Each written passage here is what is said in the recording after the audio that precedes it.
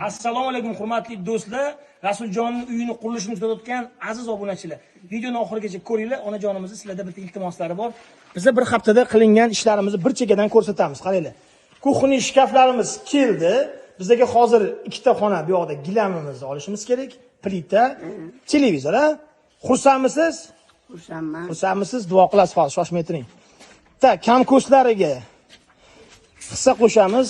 Usta haqilari, hammomlari polni bityapti mana. Kafillar kelgan, stroy materiallari kelgan, usta haqiga bizga yordam kerak bo'ladi. Va mana bu xonalarga ham maylar ishlari bo'lgan. Bu yerga ham gilam, polos olishimiz kerak bo'ladi. Hurmatli do'stlar, mana bir haftada shuncha ishlar qilib yubordik. Onajon, nima iltimos qilasiz? Men shu uy jihozlari, gilam, Aha. pala anaqalar nima deydi? Televizorimiz yo'q, plitamiz yo'q, polosimiz yo'q. Usta haqiga ham qarzimiz bor. Ha, bor. Hissa qo'shganimda duo qilib qo'ying hammasini. Amin.